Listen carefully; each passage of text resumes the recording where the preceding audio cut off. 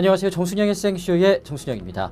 박기량에 대한 허위사실 유포의 혐의로 고소된 장성우 선수에게 700만 원의 벌금형이 선고가 됐습니다.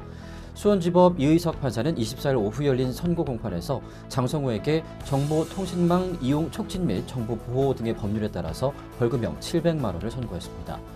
치어리더 박기량에 대해 허위사실을 유포한 전 여자친구 박모 씨는 징역 4월에 집행유예 1년, 160시간 사회봉사 명령을 선고했는데요. 검찰의 구형이 실형이었기 때문에 집행유예가 판결될 경우 항소가 예상이 됐었지만 벌금형이 구형이 되면서 장성우 사건의 법적 공방은 이렇게 마무리가 된 듯이 보입니다. 재판부는 판결문에서 사생활을 비하하는 저속한 표현이 두 사람 사이에서 나눈 것이기는 하지만 박기량이 치어리더이자 방송활동을 하는 공인으로 피해가 클 것이라는 점을 예상할 수 있었다라면서 공연성이 있다라고 봤습니다. 하지만 재판부는 장성우가 KBO와 소속팀 KT에서 이미 중징계를 받았고 사과문을 공개한 점 등을 고려를 해서 벌금형에 처한다고 밝혔습니다.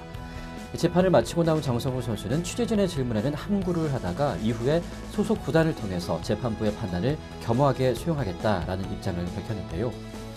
장성우는 무리를 일으킨 것에 대해서 깊이 반성하고 진심으로 피해를 입은 분들, 야구 팬들에게 사죄한다. 앞으로 운동에 전념하고 자숙하면서 선수 이전에 성숙한 사람으로 환골탈퇴하겠다라고 사죄의 뜻을 밝혔습니다. 앞서 장성우는 KT 구단으로부터 50경기 출장 전지와 벌금 2천만 원, 연봉 동결 등의 징계를 받은 바가 있었는데요. KBO는 또 이와는 별도로 유소년 야구 봉사활동 120시간과 사회봉사활동 120시간의 제재를 내린 바가 있었습니다. 장성우로서는 검찰 구형에 비해서 형량이 좀 많이 낮아서 이 프로야구 선수로 팬들에게 용서를 구하고 그라운드에 복귀하는 과정만이 남아있다라고 볼 수가 있을 텐데요.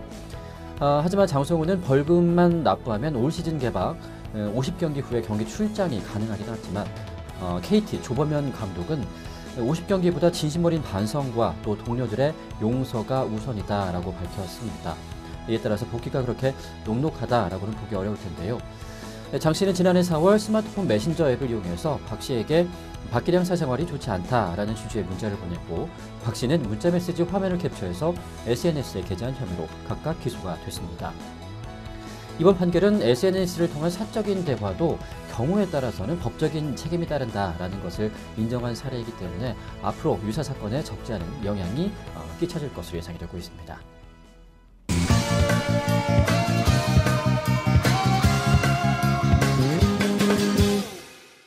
테러방지법 필리버스트가 2박 3일째 이어지는 가운데 정의당 김재남 의원이 25일 7번째 주자로 나섰습니다. 이 김재남 의원은 6번째 주자로 나선 더불어민주당 최민희 의원이 오전 9시쯤 내려온 다음에 이후에 연단에 올랐는데요.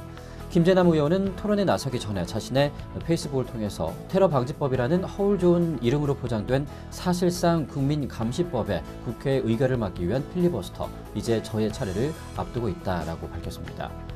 김재남 의원 다음으로는 더불어민주당의 신경민 의원, 김경엽 의원, 그리고 강기정 의원, 그리고 정의당의 서기호 의원 등이 토론에 나설 예정인데요. 한편 더불어민주당은 2월 임시국회 종료일까지 이 필리버스터를 이어가겠다라는 방침을 세우고 있습니다. 하지만 26일 예정된 본회의가 중대 고비인데 여야는 이날 4.13 총선의 선거구 획정표가 담긴 공직선거법 개정안을 처리하기로 약속을 한 상태이기 때문입니다. 선거구 획정은 야당으로서도 시급한 문제고 26일마저 넘기게 되면 총선 연기론이 본격적으로 불이 붙을 수 있을 정도로 다시 이 토론을 이어가기는 부담이 큰 상황인데요. 그렇다고 해서 토론을 끝내면 테러방지법이 정부 여당안대로 국회를 통과하게 되기 때문에 야당의 고민은 더욱더 깊어지고 있습니다. 이 더 민주당의 내부에서는 강경론에 밀려서 일단 이 필리버스터를 시작하기는 했는데 토론의 동력을 계속 이어갈 수 있을지 여부에 대해서는 좀 회의적이다라는 입장입니다. 선거법만 처리한 다음 이 무제한 토론을 다시 이어가는 방안은 새누리당이 받아들이지 않을 가능성이 크고 또 의원들이 선거 모드로 들어가면 테러 방지법은 물론 다른 쟁점 법안 처리도 거의 힘들어지기 때문일 텐데요. 새누리당은 야당의 필리버스터는 선거 운동으로 규정을 하고 현재 강하게 비판을 하고 나섰습니다. 하지만 이번 필리버스터 각종 실시간 검색에 오르내리는 등 SNS에서도 그 파급력을 자랑을 하고 있는데 국민들이 왜 이렇게 이번 필리버스터에 관심을 갖고 집중을 하고 있는지도 정부와 여당도 다시 한번 생각해 줬으면 하는 바람을 가져봅니다.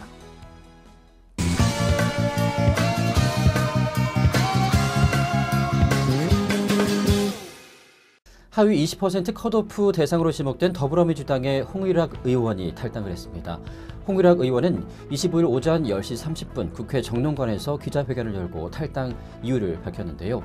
홍 의원은 야권 불모주인 대구 북구 을에서 출마를 준비를 하고 있었기 때문에 무소속 출마를 강행을 하게 될지 아니면 국민의당 등 다른 정당에 합류를 해서 출마를 하게 될지 그 여부에도 관심이 모아지고 있습니다.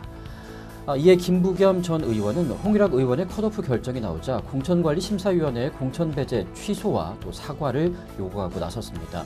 김 전 의원은 25일 보도자료를 배포를 하면서 더민주당과 대구 경북을 잇는 단 하나의 가교였는데 이 창구를 닫고 가교를 끊는 짓을 당 공천관리위원회가 하고 있다라면서 제대로 같이 밭을 갈아보지도 않고 대구라는 밭만 탓하는 민주당이라는 비난을 쏟아질 것이다 라고 성토를 하기도 했습니다. 이 더민주가 이날 통보한 공천 배제 대상자에는 당 비상대책위원장을 지낸 중진을 비롯해서 친노 주류 의원이 절반 이상이 포함이 됐습니다. 홍일학 의원은 전날 신계륜, 노영민, 유인태, 송호창, 전정희, 문희상, 김현, 백군기, 임수경 의원 등과 함께 공천 탈락 통보를 받았던 것으로 알려졌는데요. 이번 선출직 공직자평가위원회의 평가 기준은 지역구 의원의 경우에 의정활동, 공약 이행 35%, 또 선거기여도 10%, 지역활동 10%, 다면평가 10%, 또 여론조사 35%가 반영이 됐습니다. 이 중에 의원들이 서로에 대해서 점수를 주는 다면평가와 여론조사가 최종 당락을 좌우한 것으로 알려졌습니다. 당의 컷오프 결과를 수용하겠다라고 밝힌 의원은 현재까지 유인태, 백군기 의원 둘뿐인데요. 전정희, 김현 의원은 이의 신청을 준비 중이고 또 신계륜, 임수경 의원은 수용 여부를 논의 중인 것으로 전해졌습니다. 또 송호창 의원은 휴대폰 전원을 꺼놓은 채 현재 거취를 고심하고 있는 것으로 전해지기도 했습니다. 컷오프 대상이 아닌 의원들을 대상으로도 이번 주말부터 2차 물갈이 작업이 예상이 되어 있습니다. 이에 따라서 더민주 컷오프 대상자 중에 지역구 의원 6명이 탈당을 하거나 또 국민의당에 합류할 가능성에 관심이 모아지고 있는데 일단 천정배 국민의당 공동대표는 개파 패권 희생양으로 판단이 되면 받아들이겠다라고 밝힌 바가 있기 때문에 어느 정도 문은 열려 있다라고도 볼 수가 있겠습니다. 모쪼록 이번 더민주의 컷오프가 이번 필리버스터에 큰 안 좋은 영향을 끼치지 않았으면 하는 그런 생각도 가져봅니다.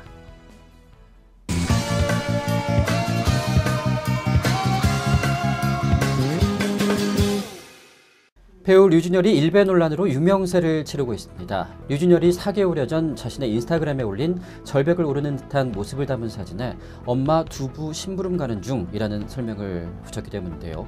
이 글을 본 일부 누리꾼들이 웹사이트 일간베스트에서 고 노무현 대통령의 사인인 두부 외상을 빗대어 비하하는 의도로 쓰는 표현이다 라고 일배 의혹을 제기한 바 있습니다. 특히 응답하라 1988의 배우로 알려진 권은수는 이날 오후에 자신의 트위터를 통해서 논란에 기름을 붓기도 했습니다. 권은수는 24일 일베에서 인증하면 뭔가 지위가 상승하나 상승이고 나발이고 이해를 못하겠다. 진짜 화가 난다. 여자 배우들은 배역이 없어서 허덕이는 와중에 이해도 못하겠고 등등의 글을 연달아서 계속 올렸습니다. 반면에 또 같은 응답하라 1988의 배우인 안재홍은 준현일은 그런 친구가 아니다 라면서 일베 같은 곳에 들어갈 사람이 아니다 라고 적극적인 또 변호를 하기도 했는데요. 류준열과 20년지기 친구라고 밝힌 한 누리꾼도 오늘의 유머에 인증사진을 올리면서 제가 고 노무현 대통령을 좋아하는 것을 알고 저한테 대통령 엽서도 선물해줬다 라면서 류준열에게 힘을 보태기도 했습니다. 이에 대해서 류준열도 지난 24일 자신의 인스타그램에 사진을 SNS에 올리면서 지인의 표현을 빌려 글을 썼다. 저는 어머니의 두부와 콩나물 심부름을 가끔 했던 아들이었고 두부라는 것은 심부름의 내용의 일부였다라고 일베 논란을 해명했습니다. 또 그는 이어서 어떤 이유에서였는지는 모르겠지만 제가 일베가 아님에도 상처를 받고 있을 많은 팬들이 걱정이 되고 또 제가 존경하는 분이 저의 일베 해명 기사에 언급되는 것도 속상하다라고 심경을 고백하기도 했습니다.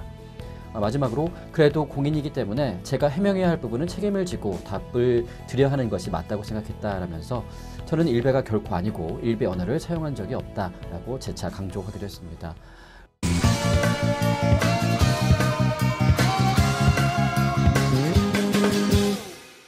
송중기, 송혜교 주연의 태양의 후예가 안방극장에 무사히 착륙했습니다. 지난 24일 첫 방송된 KBS 새 수목 드라마 태양의 후예는 우르크라는 낯선 땅에 파병된 군인과 의사들을 통해 극한 상황 속에서도 사랑하고 연대하는 사람들의 이야기를 잔잔하게 그린 그런 휴먼 멜로 드라마로 알려졌는데요. 6개월간 총 130억 원을 투입한 100% 사전 제작, 또 그리스 해외 로켓, 영화 투자 배급사인 유의 첫 번째 드라마 진출작, 또 국내 드라마 최초 한중 동시 방영 등 역대급 스케일로 방송 전부터 큰 화제를 모았었습니다. 파리의 연인, 오네어, 시크릿 가든, 상속자 등 모든 그런 작품들을 집필했던 로맨틱 코미디의 대가 김은숙 작가의 집필답게 특유의 직설적이면서도 설레는 대사가 시청자들의 마음을 벌써부터 사로잡고 있습니다. 여기에다가 비밀, 학교 2013, 드림하이 등을 성공시킨 이응복 PD의 감각적인 연출까지도 한편의 영화를 보는 느낌을 주기에 아주 충분했다라는 분석이 벌써 나오고 있는데요. 여기에 송중기와 송혜교라는 선남선녀의 조합뿐만이 아니라 집안 배경 때문에 헤어진 서대영과 윤명주를 연기하는 진구와 그리고 김지원의 사랑 역시 큰 흥미를 자극하고 있습니다. 25일 닐슨 코리아에 따르면 태양의 후예는 전국 기준 14.3%의 시청률을 기록을 했습니다. 이 기록은 동시간대 시청률 1위를 기록을 하게 된 셈인데요.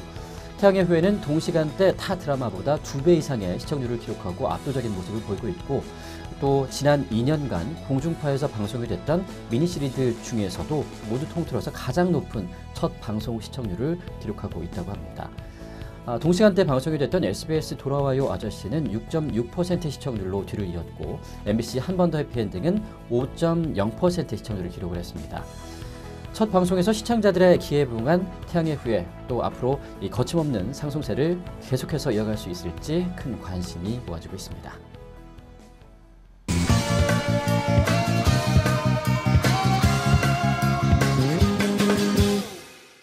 영화 귀향이 누적 관객 20만 명을 돌파하면서 박스오피스 1위에 올랐습니다. 25일 영진위 통합 전상망 집계에 따르면 귀향은 24일 하루 동안 15만 4,728명을 동원하면서 데드풀을 밀어내고 박스오피스 1위에 이름을 올렸습니다. 좌석 점유율은 42.5%로 지난해 1,300만 관객을 동원한 베테랑의 개봉 첫날 좌석 점유율과 맞먹는 아주 높은 수치를 기록을 했는데, 귀향은 개봉 첫날 전국 507개 스크린에서 2,114회 상영이 됐습니다. 이는 같은 날 13만 8,057명이 관람을 해서 박스오피스 2위에 오른 데드풀의 스크린 수 723개와 또 상영 횟수 3,635회를 고려를 할 때 대단히 좋은 성적이다라고 볼 수가 있을 텐데요. 개봉 둘째 날인 25일에도 오전 9시 현재 귀향의 실시간 예매율은 27.3%로 압도적으로 높습니다. 개봉 전 높은 예매율로 귀향을 응원한 관객들의 힘이 일고는 기적이다라는 평가가 나오고 있는데, 투자자가 외면해서 국민이 참여하는 클라우드 펀딩으로 제작비의 50%를 조달하면서 14년의 제작 기간을 거친 영화 귀향은 국민의 관심과 참여로 상영관이 확대가 됐습니다.